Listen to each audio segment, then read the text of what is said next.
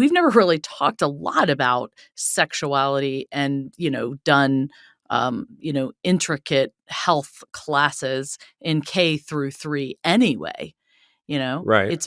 That doesn't really start until 5th grade. I mean, I taught school for 10 years, and granted, it was in a private school, but most other teachers I knew, they weren't even talking about that stuff until Right. middle school. I Middle think school. the issue isn't that third graders are going to be taught anything like sex ed. I think the problem is from kindergarten through third grade, as children are encountering just the curriculum and reading storybooks and things like that, if there are depictions of same-sex couples or transgender people or something like that, what you're effectively doing is normalizing those identities.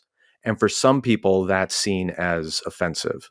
And they don't want their kids to think that 2 men or 2 women married with children and having a family is okay. Right. Well, that's what's being concerned with here.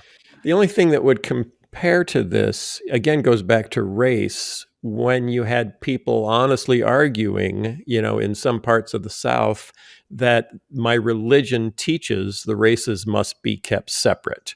And now the government is wanting to put the races together. This is a huge impasse.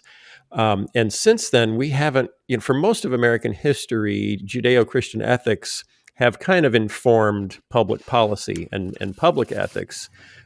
We're definitely at a crossroads where, Judeo-Christian ethics, if you hold to a traditional Judeo-Christian sexual ethic, you are out of step with public ethics.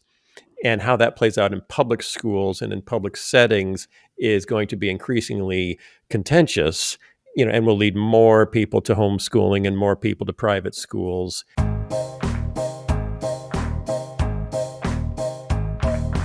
I was wondering about this when I read that article about the school, the Don't Say Gay bill, and thought, well, why can't they just treat this the way they do prayer or religion, where we just say, hey, this is not the domain of the public schools, and leave it to families and communities to do it on their own. The school shouldn't be involved.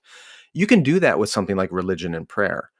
It's a lot harder to do that with family structure structure and family structure. Exactly. Yeah. Because what happens when little Jimmy says, my 2 dads are coming to the Halloween, costume party thing at school, and you're like, well, we can't talk about that because it violates some policy. So there, I fear what's going to happen here is similar to what happened with racial integration many generations ago, or back in like the 1960s in the South, is a bunch of Christians decided we're not on board with this, and they're going to pull their kids out and create their, back then it was segregation academies. Now it's going to be, I don't know, traditional marriage academies or something. And the side effect of that will be a whole nother generation of Christians will be withdrawn from the public square, ill-equipped to deal with how to live out their faith in a pluralistic society that doesn't entirely agree with them, and just cede more territory to forces and ideas and values that have that aren't tethered to traditional Christian faith at all. And I think that would be a terrible response. And it also wouldn't give Christians the opportunity to practice humility and graciousness and learning and a lot of the common grace that could come from remaining engaged with people who disagree with you.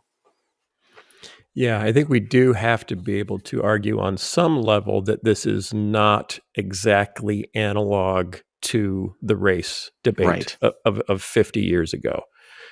Because they're like the state of Mississippi would not air Sesame Street for the first year that it was on.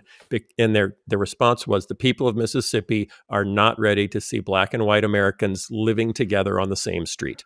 Or Birds and Monsters. As they do on Sesame Street. And then by the second year, they decided, no, okay, we think maybe we're okay with it now. But if this is that, then it's, how can you stand against it? You have to say this is different because it is different. And that's all I have to say about that. Christian.